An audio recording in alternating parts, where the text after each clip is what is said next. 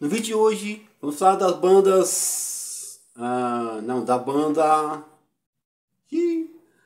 vamos falar de bandas que mudaram de nome.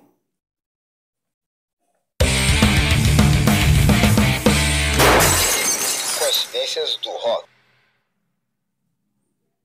Fala pessoal, como vocês estão? Sim, estou de volta. Demorei, é verdade. Estou de volta para mais um vídeo para vocês, mais um vídeo aqui pro canal. Primeiro vídeo do ano.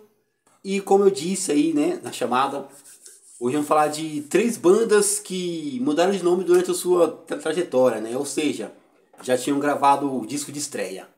Claro que são inúmeras as bandas que o fazem, mas no vídeo de hoje vamos falar de 3 bandas brasileiras especificamente. Vamos entender o contexto, né? Por que decidiram mudar de nome e, claro, vamos ver se a mudança de nome trouxe algum impacto negativo para essas bandas. Para começar, vamos lá para Minas Gerais, 1993, falar do Jota Quest, ou como eram conhecidos no início da carreira, J-Quest. Banda de pop rock mineira, formada, como eu disse, em 1993. O grupo fez seu primeiro show como J-Quest, inspirado no desenho Johnny Quest, e na banda de Acid Jazz Jamiroquai, ideia do baixista PJ. O grupo circulou pelo circuito de bares e faculdades de Belo Horizonte e chegou a reunir mais de 2.000 pessoas por apresentação.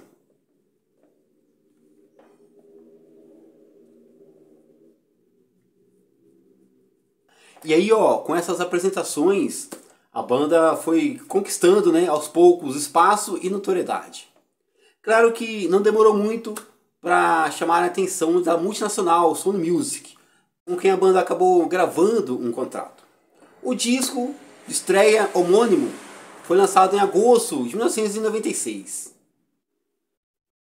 O visual dos anos 70, representado na capa do disco por roupas características e enormes perucas Black Power da época, agradaram ao público e à mídia.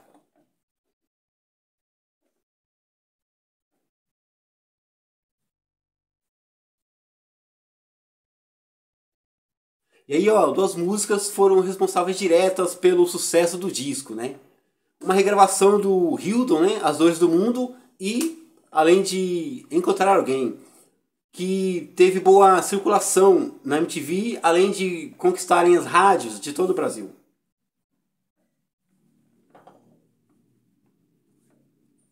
Como eu disse aí, uma das inspirações, né, do J-Quest foi a banda de Acid Jazz Jamiroquai, que ganhou fama mundial, né, com um videoclipe muito premiado lá no MTV em 1996, Virtual Insanity. Isso fez com que a banda também acabasse virando figurinha carimbada nos festivais de música aqui no Brasil. Inclusive o icônico, clássico e já extinto Free Jazz Festival.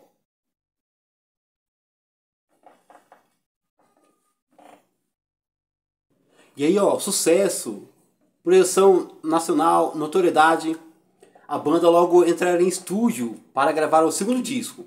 Mas antes disso, a banda precisou trocar de nome. E aí, existem 2 versões a respeito da mudança de nome, né, da banda. Uma é que a banda havia conhecido o Tim Maia, o síndico, né, de quem haviam gravado a música Dance Enquanto é Tempo. E Tim tinha como hábito chamar a banda de Jota Quest, pronunciando a inicial em português mesmo.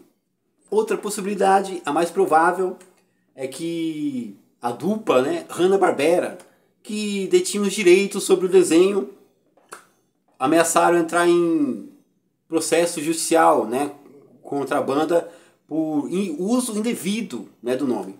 Então, evitando possíveis aborrecimentos, a banda logo optou pelo apelido dado pelo Tim Maia e passaram a se chamar J-Quest.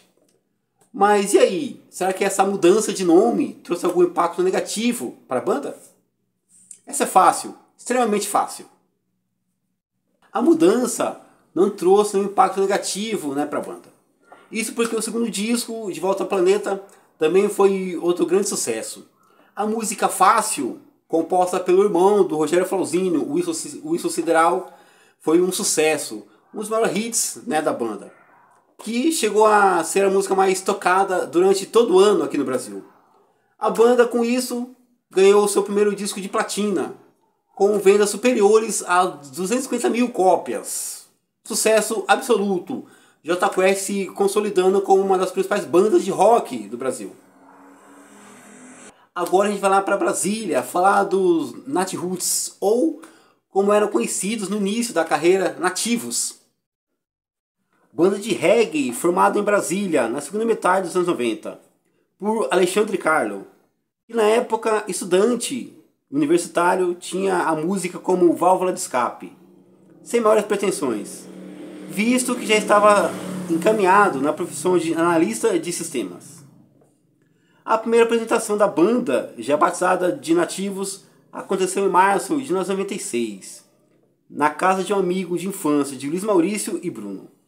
Dias depois, Isabela Rocha entrou para a banda assumindo o posto de backing vocal. Diz a história que Alexandre Carlo escolheu o nome Nativos por considerar ideal para uma banda nova, tendo boa aceitação por parte dos críticos. E aí, depois de algumas boas apresentações, a possibilidade, de se gravar um disco acabou se concretizando. A banda fez de forma independente. O disco, que levou o próprio nome da banda, teve boa circulação e aceitação, chegando a vender 40 mil cópias. Até que a banda foi contratada pela EMI, em 1998. A gravadora decidiu relançar o disco, E essa nova reedição fez com que a banda ganhasse projeção nacional, chegando a vender 500 mil de cópias.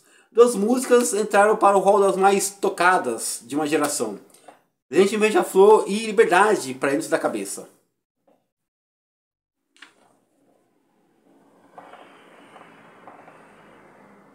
E aí, em 1999, a banda entrou em estúdio para gravar o segundo disco, com produção do Liminha. O disco traz músicas com alto teor político, como Povo Brasileiro e Proteja-se Lute. Mas, em meio a mais um disco de sucesso, a banda também precisou mudar de nome. Isso porque um grupo nativista de Santa Catarina, os Nativos, entrou em processo, alegando que haviam registrado o nome primeiro. Então, enquanto finalizavam o disco, a banda precisava pensar no outro nome. Acabaram optando por Nat Roots pelo fato de soar parecido com o antigo nome, mas essa é uma história que ninguém confirma, mas também ninguém desmente. E será que essa mudança de nome trouxe algum impacto negativo pro agora Nat Roots? Assim como no caso do Jota Quest, a mudança de nome não trouxe nenhum impacto negativo para agora Nat Roots. Isso porque a banda ganhou um disco de platina pela Associação Brasileira dos Produtores de Discos, pela venda superior a 100 mil cópias. Sucessos como Eu e Ela, Proteja-se Lute, Povo Brasileiro, Palmares 1909 e Cavaleiros Azuis foram responsáveis por mais um disco de sucesso, consolidando o Nat Roots como uma das principais bandas de reggae do país.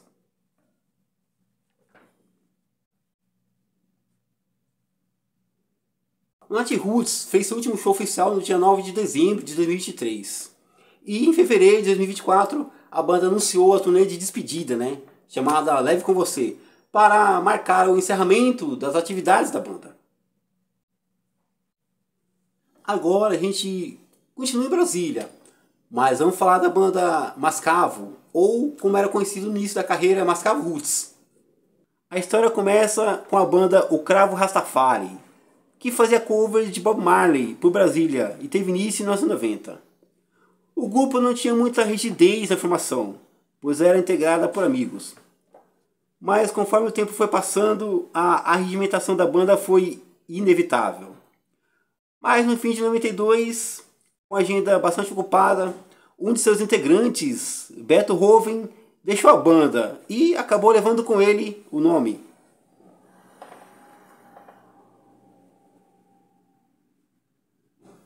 1993 foi um ano importante para a banda. Eles haviam se rebatizado como Mascavo Roots, com uma nova formação, além de terem gravado a primeira fita demo, né? Essa fita acabou chegando até as mãos dos fundadores do selo Banguela Records, o produtor, Carlos Eduardo Miranda, e os membros, dos Titãs. Vale lembrar que o selo, Banguela Records, tinha ligação direta com a própria gravadora, dos Titãs, a Warner Music. Isso fez com que a Warner convidasse o Mascavo Roots para gravar o primeiro disco, que teve início em outubro de 1994. E em 1995 saiu o disco homônimo, lançado pela, como eu disse, Warner. Por coincidência, foi o último ano em que as gravadoras prensavam seus materiais fonográficos em vinil, já que estava em iminência a transição do LP para o CD. O Mascavo Roots também foi responsável pela primeira transmissão ao vivo da MTV Brasil. Além de o videoclipe, A Tempestade, ter boa aceitação e boa rotação na própria MTV, fazendo com que a banda já figurasse entre as principais bandas do país.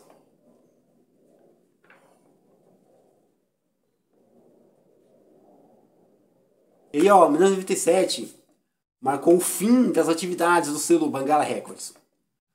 O Mascavo Roots acaba sendo um selo importante vinculado à Sony Music, o selo Caos.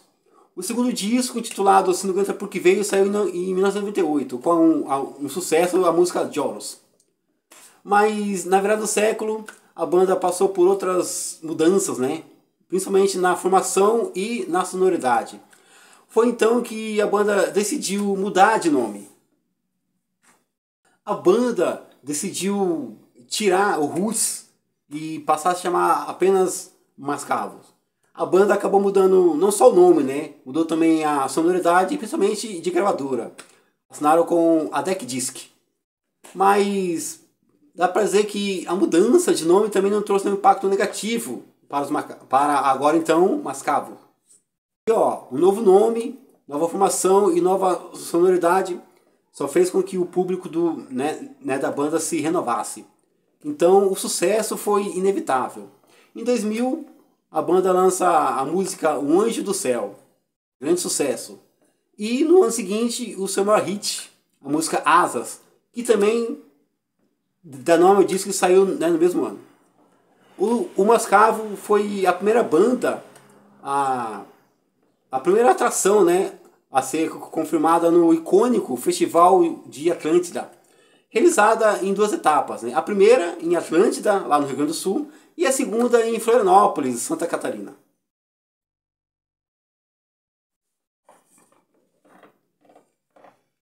Pessoal, por hoje é só isso. Esse foi o nosso vídeo para falar de 3 bandas brasileiras que precisaram mudar de nome durante a trajetória. Eu espero que eu tenha agregado a conhecimento de vocês. Eu vou ficando por aqui e a gente se encontra no próximo vídeo.